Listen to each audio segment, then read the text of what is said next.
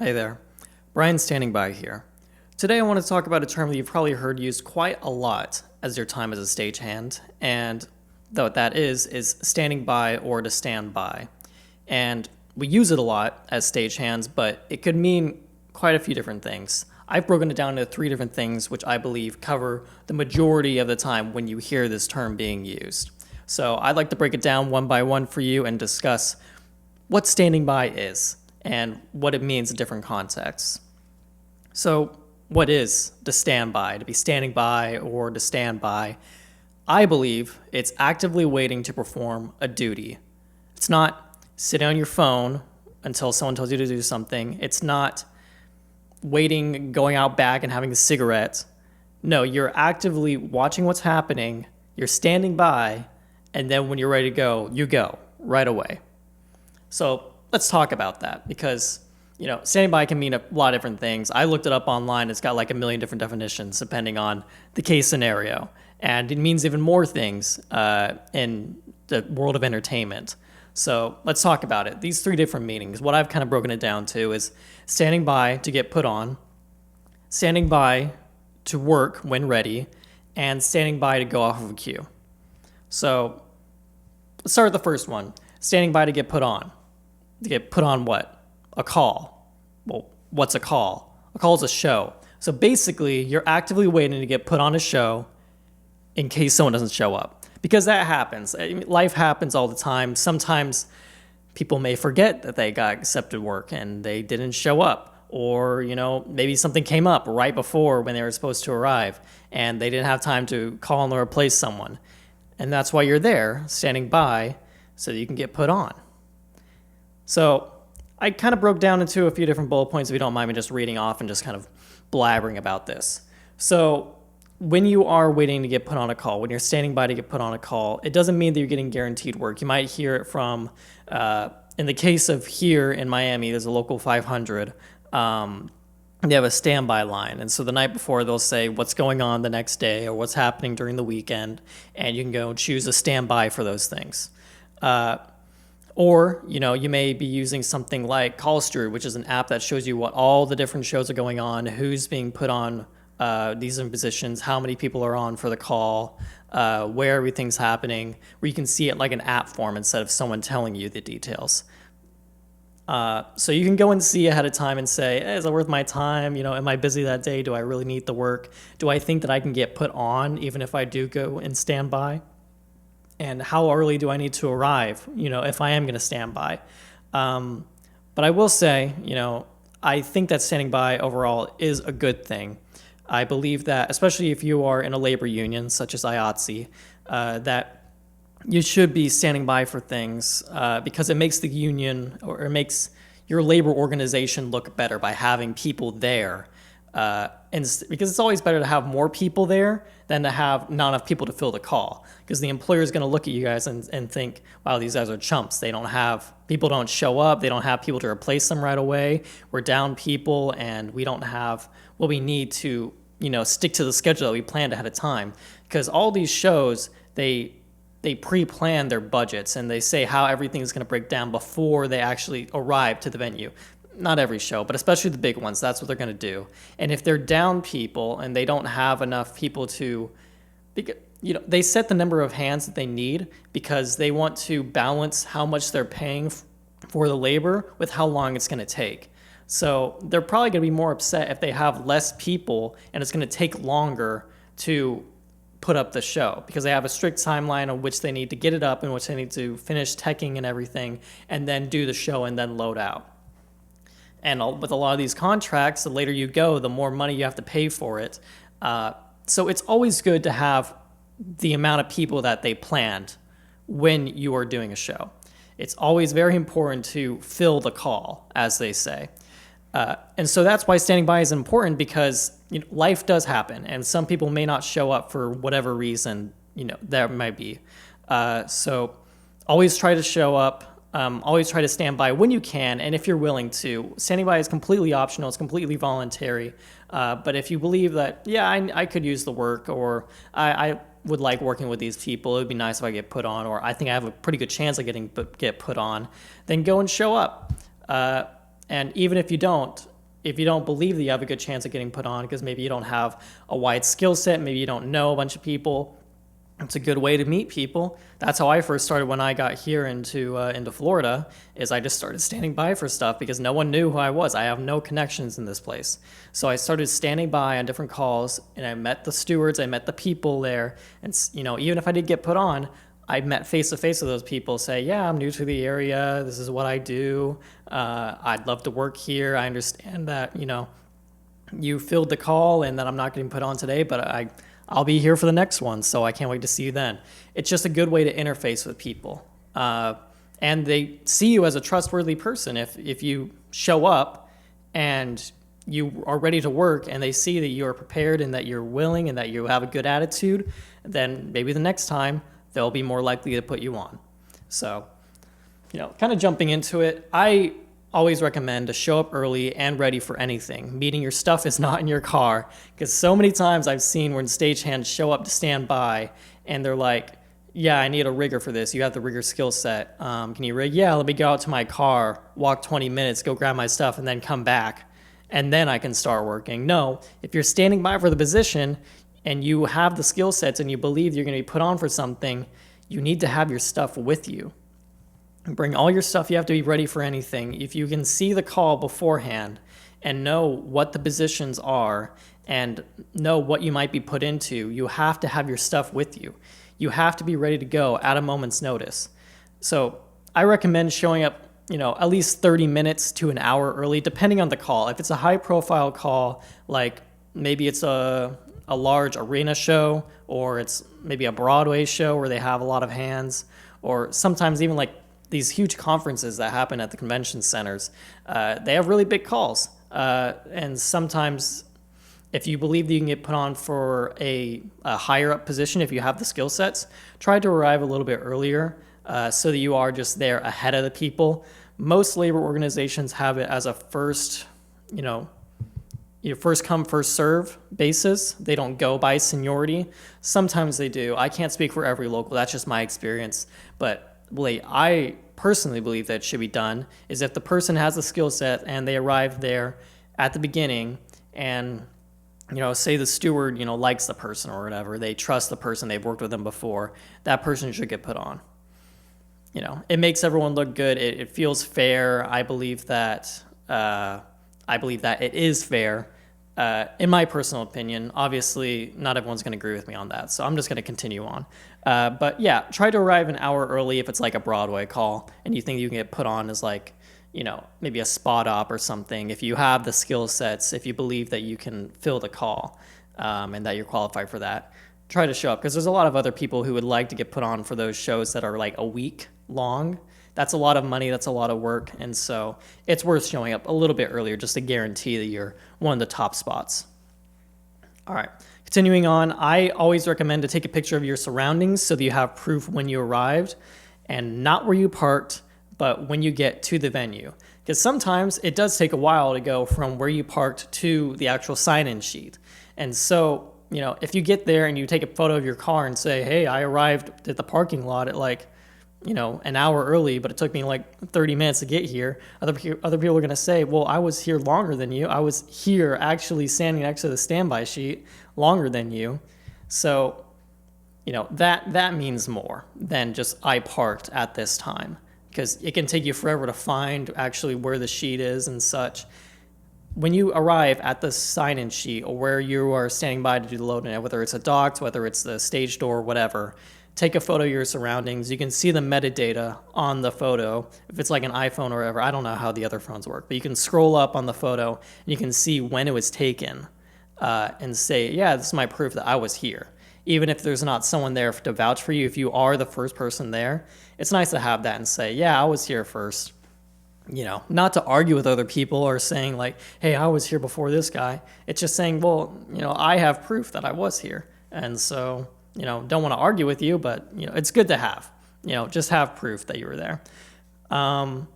If there is a sign-in sheet, put your name down under the people who are on the call. So, it'll list all the people who are signing in, and then under that, if there's a blank space, or maybe behind the sheet, you can say standby and then your name. and yeah, put it right under there. Sometimes if there is a standby list, write your name on the standby list. You may put a number next to your name if it's a big call. If there's a lot of people that are going to be standing by there, just make sure to write your name in, put a number next to it and say, yeah, I was number one on the list. That doesn't always guarantee that you're going to get put on first, because sometimes it is a specialized position and they may prefer someone else. And I'm just going to go on a little tangent, because it is up to the steward's discretion on who they put on the calls. If they've worked with someone for a long time and they need someone to fill in a spot that they know that they're capable of doing, that they've watched them do, and even if they weren't the first person to show up, they may put that person on it. You're just gonna have to be okay with it. And sometimes, after the call starts, they may wait for people who are showing up late. They may arrive 10, 15 minutes later, and you are standing by there, but they're going to wait for those people because they trust those people. They want to put those people on. And it can be frustrating. It can be very frustrating as someone standing by, like, I don't know if this is fair. I think that I should be put on because I'm here. I'm ready to work. I know I can do the job. But, of course, it's up to the steward's discretion if they can put those people on. I like to hear other people's opinions on that. I've debated with myself. I've talked to other people about it.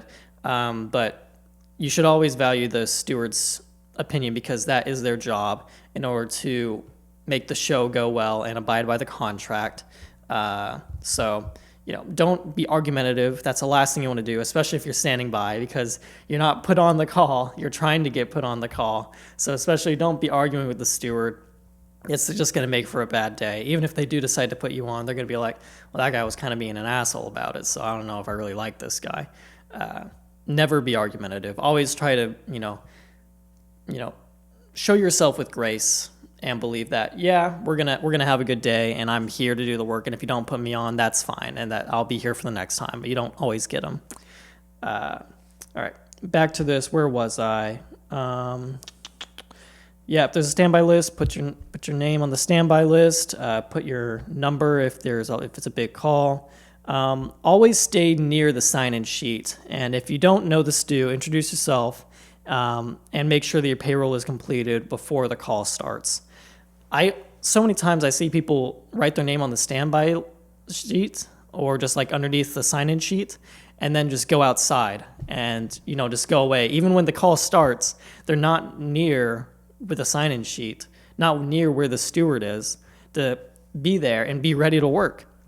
And that is what it means to stand by, and that's what I'm going to continue to reiterate, is that you are prepared to start working when it is called upon you. You're not out fucking off somewhere. You are ready to work, always. I don't really understand why people think that, standing by is just a very casual thing. It can be casual, but you're hoping to get put on. This work is not guaranteed for you. You're waking up early, you're arriving early, and you are waiting there in order to hopefully get work.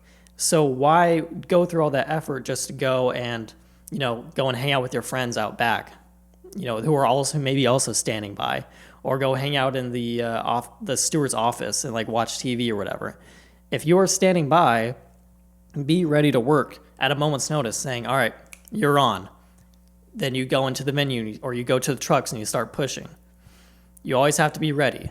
That's my personal opinion. Not everyone's going to agree with me, but I believe that's what makes a good stagehand. So that's just my advice to you. Yep, always be ready. Yep. I say to introduce yourself to the steward. It's always very important, especially if you're working in a new place, just to interface with people. Because like I said before, if you're not going to get put on, the least you can do is leave a good impression, so that maybe next time you do decide to go stand by there, they're like, oh, I like this guy. I wanted to put him on. I probably couldn't do it at the time, but I like to see how they work. And so they might decide to put you on the next time. So, introduce yourself, shake their hand, exchange phone numbers, whatever. If it is a new venue and a new contract that you're working under, make sure that you are completing your payroll before it starts, because even then, that might be frustrating if they do decide to put you on a call and you say, oh, I haven't done the payroll yet. Well, I don't have time to do the payroll. We're busy all day. I don't have time to do your payroll, and the employer doesn't have time to do it. So they may choose someone else who already has done the payroll. So if you are new there, and you just ask about the payroll, because sometimes the steward may be like, yeah, we can do it on the break or whatever. Just ask and say, hey, it's my first time standing by here. I haven't done the payroll. Is there a chance I could do that? Just bring it up to make sure that it's done beforehand. You're not throwing any curveballs if they do decide to put you on, because nothing's more frustrating if they're like, yeah, I want to put you on. Oh, you haven't done the payroll yet? Nah, I'll put this other guy on, and then you're going to go home. It's like, I almost had it. So, always make sure to do that. Yes. Continuing on, be ready to go at a moment's notice. I already said this, but I'm going to keep on reiterating it. Put your things away, put your personal items away, and put your gear on. You should be ready to move at a moment the stew says that you're on. I already said this, but, just saying it again. You have to be ready. You have to have your chalk bag on. You have to have your C-wrench in hand. At the moment the stew says you're on, you're walking towards the trucks. You're walking towards the stage. You're good. You're going. All right, that's all I'm going to say about that. But I'm going to say it a couple more times later. Don't be mad if you don't get put on. It is always good to have more people than not enough. It makes the local look good, and it also leaves a good impression on the steward if you are dependable. I already said this, but I wrote it down, so thought I might just reiterate that. Make sure to shake the stew's hand before leaving. I put it at some bullet point, but I think it's important. I think it's important to leave a good impression, even if you don't get put on. Say, don't be a sourpuss about it. It's a phrase I've never used before, but I'm going to use it now. Make sure to shake the stew's hand and just say, hey, thanks for having me. I'll see you on the next one. Just leave a good impression with them. Say, yeah, I like that guy or I like that person. I think that, I like to put them on the next time if I can. So it always makes the future feel more promising. All right, that's enough about standing by to get put on a call. The next thing I want to talk about is, standing by. If you're doing a load in, a load out, you might be saying that a couple times, especially if you are like a team lead and you're working with other departments, you're going to be standing by. And that is because these large productions, especially if they're a touring production, they've put up the show a couple times, they have it's a well-oiled machine at that point, and that they have a very clear order on how things need to go. But sometimes, even if it is a well-oiled machine, you might be waiting for a little bit for other things to happen. Often on these large load-ins, load-outs, it's a clear order on how departments operate. A couple examples here. Riggers can't float the motors until the electricians give them power. Carps can't load deck scenery until the electricians trim their truss. The house can't be opened until the electrician kills the work lights. Always waiting on the electricians. Not just the electricians, but all of the departments. They have a very clear order in how things need to happen, and you have to be standing by to make sure that once that department's done, that you go in there and you start your next project. There may be a few other projects that you can work on as other departments are doing their thing, but it's always important to set yourself up for success in those moments where you are standing by. Always have clear communication with the departments. Say like, I'm trying to think of examples. After you get all your stuff trimmed, you can't lay out the ground package yet. I'm talking electrics here. So what you can do in the meantime is you can set up the hazers off stage, or you can start cleaning up your cable at your dimmer beach with like cable picks, or also just ramping stuff on the ground. Making sure that you have your connections to, you do your tie-ins through data to the front of house and into the house network.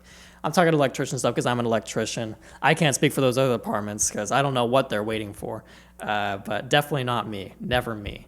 Anyways, continuing on. That's kind of all it is. It's just working with other departments and making sure that you're not stepping on each other, but actively knowing what's happening on the stage.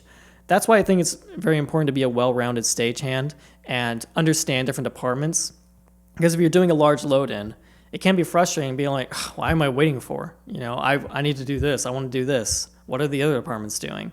If you know how the other departments operate, if you know carpentry, if you know how to run the fly rail, if you know how to rig, if you know how to do wardrobe, props, all these other things, then you have a clear understanding of where the process is. saying, well, yeah, those departments can't do this until this happens, and then this happens, and then this happens, and then I can do this. Understanding more departments it helps you get the big picture. And having the big picture makes you better because you're like, oh, I know what I can do in this moment while this thing is happening. It just makes you faster. It makes you more efficient. It makes you look a lot smarter to other people, and it makes you just look better on the job. So, always try to learn more. Always be willing to learn more. If you don't know what's going on, ask some questions. If you are standing by, say, hey, what are we waiting for? Oh, these guys need to do this. Oh, why do they need to do this? Oh, well, they need to do this so that we can do this. Oh, okay, now I get it. All right, enough about that. Let's talk about run of show. Set example here. Spot 1, stand by in frames 1 and 2 to pick up the headliner entering upstage right. That's a cue that you may receive from the LD, maybe from the stage manager, maybe from, I don't know, just the board operator, maybe the other spot op, touring spot op.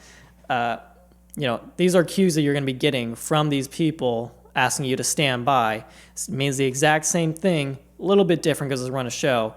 It's standing by is your keyword to have your finger on the trigger. So imagine your cue is like shooting a bullet. You got your finger on the trigger when you hear the word stand by. If you're running a console, that's what I literally do. If I am running a cue list on a console, I just have my finger resting on the go button. And then your trigger word is GO or go. And then the moment you hear that word, that's when you press the button. That's where you make your shift. That's when you push the thing out onto the stage. That's when things happen. And not a moment before, not a moment after. You're waiting for that one syllable. Is it one? Yeah, it's one syllable to leave the person calling's mouth. You don't move an inch until you hear the trigger word, depending on the show. I say depending on the show. I think I mentioned this a little bit in my last video talking about being a spot op. But some shows, they may be busy, especially if they're like a lighting designer and they're also calling spots. If they're like busing a show and they're calling spots, they may be like a little bit late for calling things. But if you're watching the show, if you've done enough shows, maybe you are like a programmer, a designer, whatever, if you understand when things look good, when they happen, and it's not going to, definitely not destroy the show when doing things at that moment, then do it. It's always up to your own discretion. I covered this a lot in my last video, but I think I just want to reiterate that don't do something if you know that the show is set in stone. If there is a dedicated stage manager calling things, such as like a Broadway, and they're giving you very clear GOs, then don't do it until you hear the GO, because you can mess up really bad if they have a very clear pattern and you decide, I think it looks better here. They're going to call you out on that and you're going to look like an idiot. But if it's like a rock show or whatever, and the lights go out on stage and you haven't heard the GO to black out, but you know that the headliner or whoever you're spotting is walking away and doesn't want to be in the light, maybe turn it off. If you know that, if you're confident in your decision making, this takes a little while and it takes some getting used to. And maybe there's another person who's more experienced than you yelling next to you, hey, turn your spot off. Maybe listen to them. Maybe listen to yourself. Takes a little while. It takes practice, but you understand how shows operate the more and more you do them. Not all standbys are given the same. Large moves have a longer standby, and small cues have shorter ones. And that just means the length of which they say standby to do this up until they give you the go. And it's very important that you kind of understand, you're watching the show and you understand when things are going to happen. If it is a large move, it takes a little bit of setting up in order to get going. Or you know the show well enough where maybe you already are set up before doing it. But they're just saying, hey, I'm about to call this, get ready to hear my call, and then go and do it. So they're not always built the same. Sometimes when you say stand by to do this, go, stand by to do this, go. Or sometimes they're just going to say go, go, go, go. Give you one standby and then a lot of goes. Depends on the stage manager, depends on who's calling the show. But just always be ready. Always understand that sometimes you may be waiting for something and say, okay, the standby doesn't have to be this long. Why am I just sitting here waiting to go? and you're staying there for like 5 minutes, and then you hear the go, and then you do it. Sometimes some things may be held up on stage, and you're just waiting, you're waiting, and then you go. Lots of stories about that, but that's for another day, I guess. I'd say that the idea is you're getting ready to go at a moment's notice, and you already have an idea of when the go is going to be called. I say go, I say GO. If you're running a show, if you're doing a show and you're not the one calling the cues, you say GO, because if you say go in a theater while a show's going on, some people just might start pressing buttons and everything goes crazy if they hear that word. It's a trigger word, so be careful how you use it. But, always just be ready to go at a moment's notice. That's what standing by means. It means get ready to go. All right. I think that's all I want to say about that. Standing by can be hard. It can be annoying at times. You don't always want to be standing by, because when you're standing by, it means like, well, I'm paying attention, but I'm bored, or I'm tired, or I'm actively falling asleep right now because I've been here for 16 hours already. So it can be frustrating, especially if you're standing by to get put on a call. And, it is a slow season right now. And so I know a lot of us are looking for work. And if you go and stand by and you put in all this effort to get put on a job and you don't get it, or maybe you're just like one person away from not getting it, or just this close away from not getting it, and you don't get it, and it can be frustrating. But just understand that it's nice to have that option. It's nice to have the option to go and stand by instead of just hearing nothing at all and having no way to change that in your life. And it's always just good to help out other people and meet other people. Even though it can be frustrating, standing by is necessary, in my opinion. I'd love to hear your thoughts in the comments. Thank you very much for spending the time with me and discussing this a little bit. Love to hear more from you. And as always, good luck.